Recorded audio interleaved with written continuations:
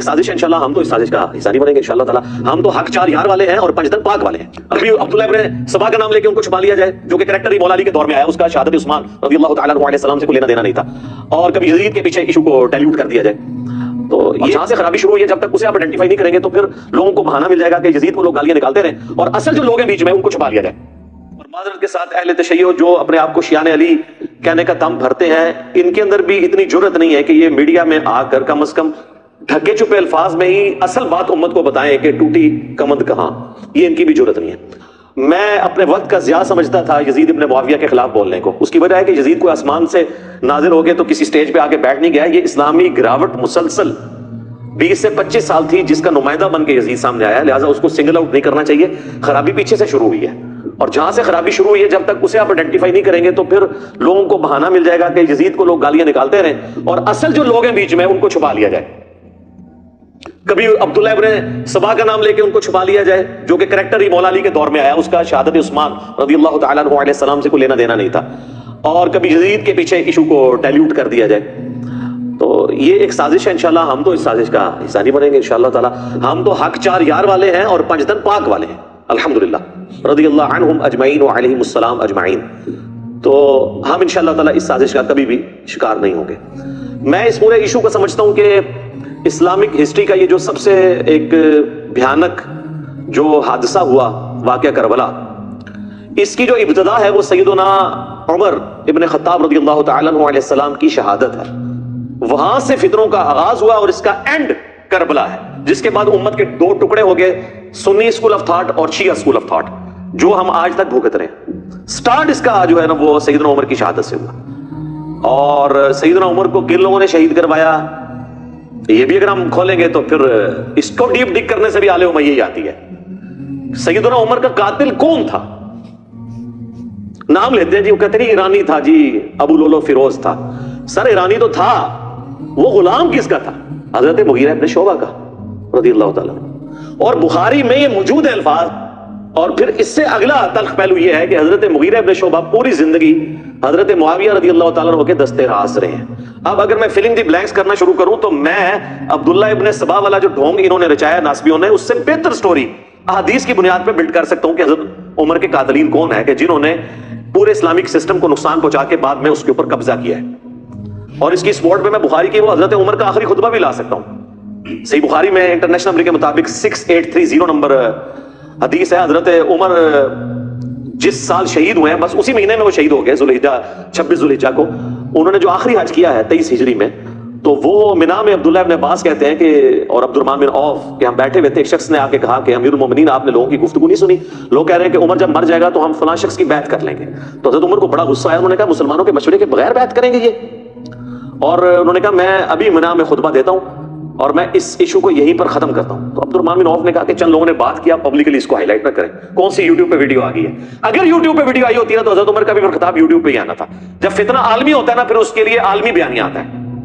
خیر مدینہ شریف واپس آئے، وہاں کے انہوں نے ایک ڈیٹیل خطبہ دیا. 6830 نمبر حدیث بخاری کی، ہمارے کربلا والے ریسرچ پیپر میں بڑی لمبی حدیث ہے. اس میں الفاظ ہیں کہ کوئی شخص سیدنا ابوبکر کی خلافت کو پلی نہ لے کہ آمدہ بھی کبھی مسلمانوں کے مشورے کے بغیر اس طریقے سے خلیفہ چن لیا جائے. یعنی حضرت عمر یہ سمجھتے تھے کہ حضرت ابوبکر کو بھی کیٹاسٹروفیکلی چنا گیا، جس طریقے سے مشورہ ہونا چاہیے تھا ویسے نہیں ہو سکا، لیکن وہ ایک ایکسیپشن ہے کیونکہ امت اس کے اوپر راضی ہوگی.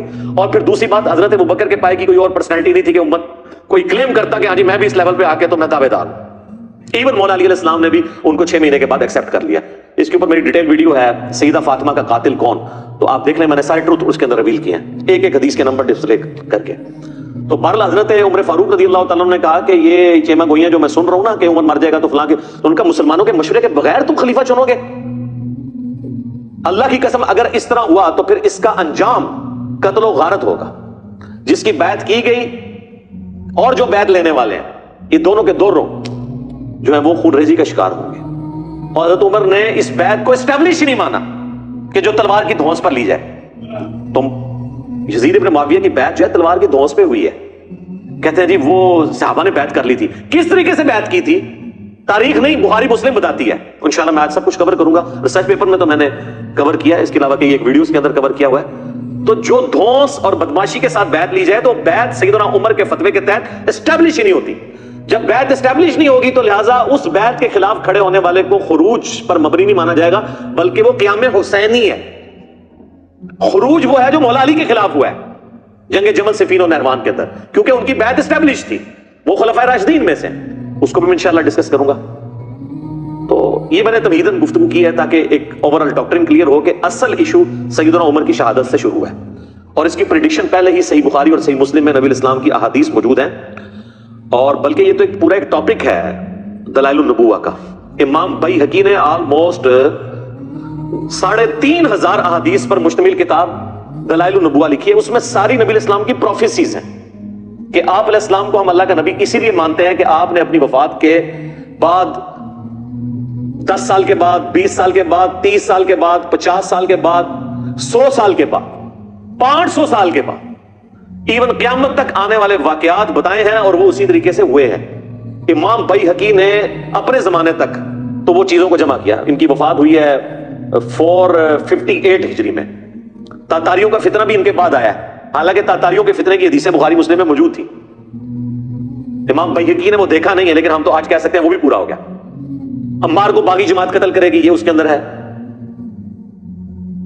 میری بیوی پر خوف کے کتے بھونکیں گے، سیدہ عائشہ پہ بھونکے جب جمل کے لیے نکلی۔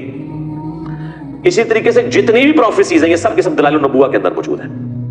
یہ ایک پوری کتاب ہے جس کی بنیاد پہ ہم نبی علیہ السلام کو ایک جنگجو بادشاہ نہیں مانتے بلکہ اللہ کا پیغمبر مانتے ہیں۔ دلائل النبوہ کو اگر احادیث کے خزانے سے نکال دیں تو کوئی شخص بھی رسول اللہ صلی اللہ علیہ وآلہ وسلم کی جنگوں کو جسٹیفائی نہیں کر سکتا، کیونکہ اگر صرف جنگوں کے ذریعے فتوحات کرنے کا نام اللہ کی غیبی تائید ہے تو اسکندر اعظم نے بھی کی ہے، چنگیز خان نے تو انسانی ہسٹری میں سب سے زیادہ فتوحات کی ہیں، اور برٹش امپائر کی امپائر تو دنیا کی سب سے بڑی امپائر تھی، نہ رومن امپائر اس کا مقابلہ کرتی تھی، نہ مسلم کی امپائرز، ایون تاتاریوں سے بھی بڑی امپائر تھی ان کی۔ تو ہم کیا کہیں گے جی یہ سب کے ساتھ غیبی تائید تھی۔ ادھر فرق یہ ہے کہ ان لوگوں نے یہ نہیں بتایا تھا کہ ہمارے بعد کیا ہوگا، لیکن ہمارے نبی علیہ السلام اللہ کے پیغمبر ہیں، وہ جنگجو نہیں ہیں، انہوں نے بتایا کہ میرے بعد اس طرح بگاڑ ہوگا، ایک ایک بندے کو انہوں نے پوائنٹ آؤٹ کیا اور منوان پورا ہوا ہے۔ یہ اس چیز کا ثبوت ہے کہ نبی علیہ السلام ایک جنگجو نہیں تھے بلکہ اللہ کے پیغمبر تھے، امام المجاہدین ہیں۔ وہ جہاد اور قتال کا دنیاوی بادشاہوں کی جنگوں کے ساتھ کوئی لینا دینا نہیں، نعوذ باللہ من ذالک۔ تو بخاری اور مسلم کی ایک حدیث ہے، یہ حدیث بھی آپ کو دلائل النبوہ کے اندر مل جائے گی، بخاری مسلم دونوں میں حدیث ہے۔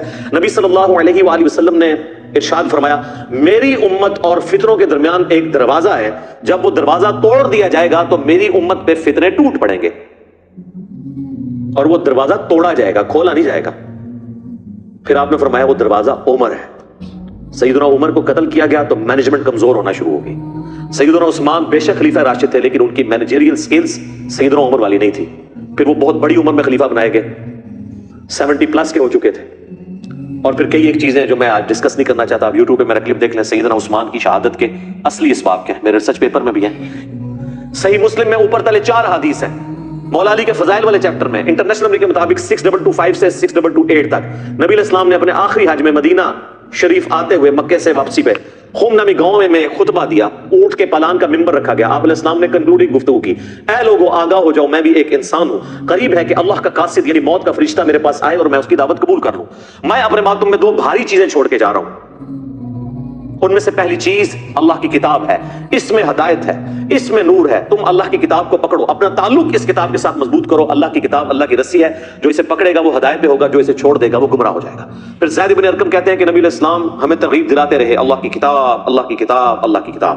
اور پھر فرمایا کہ دوسری بھاری چیز میرے اہل بیت ہیں، میں اپنے اہل بیت کے معاملے میں تمہیں اللہ کا خوف دلاتا ہوں۔ اور اس جملے کو آپ نے 3 دفعہ ریپیٹ کیا، لیکن امت نے بالکل الٹ کیا، نہ قرآن کو پکڑا اور نہ اہل بیت کو زندہ چھوڑا۔ تو یہ ایک بہت تلخ چیز ہے، اور نبی علیہ السلام ہمیں غدیر خم کے اوپر وصیت کر کے گئے، اور یہ پلیٹ فارم اللہ کے فضل سے قرآن کی توحید پہ کھڑا ہے، اور اہل بیت کے دفاع پر یہ پلیٹ فارم غدیر خم پہ ہے الحمدللہ۔ غدیر خم کی حدیث تو بہت کم ہی بیان ہوتی تھی، اور کئی مکتب فکر کے لوگوں کو تو اس حدیث کا پتہ ہی نہیں تھا۔ ان کو وہ ایک روایت جو ضرب تقسیم لگا کے حسن درجے تک پہنچتی ہے، المستدرک للحاکم کی، الموطا امام مالک میں بھی ہے لیکن وہاں تو اس کی سند ہی چھوٹی ہوئی ہے، امام مالک نے بغیر واسطے کے روایت بیان کی ہے، پوری سند اس کی المستدرک للحاکم کے اندر ہے، کتاب العلم چیپٹر کے اندر 318 نمبر 318۔ وہ حجۃ الوداع کا خطبہ ہے کہ 2 چیزیں چھوڑ کے جا رہا ہوں، اللہ کی کتاب اور اس کے نبی کی سنت، اسے مضبوطی سے پکڑ لو گے، کبھی گمراہ نہیں ہوگے۔ اور مسلم شریف میں جو حجۃ الوداع کا خطبہ ہے نا، انٹرنیشنل نمبر کے مطابق 2950، اس میں سنت کا ذکر نہیں، صرف کتاب اللہ کا ذکر ہے۔ سنت کو ماننا، کتاب اللہ کو ماننا اس کے اندر امپلائڈ ہے، کیونکہ قرآن ہی نے ہمیں سنت کی طرف رہنمائی کی ہے نا، من یطیع الرسول فقد اطاع اللہ، جس نے رسول اللہ کی اطاعت کی اس نے اللہ کی اطاعت کی، صلی اللہ علیہ وآلہ وسلم۔ صلوات بر محمد وآل محمد، اللہم صلی علی محمد وعلی آل محمد وبارک وسلم واصحابہ اجمعین الی یوم الدین، آمین۔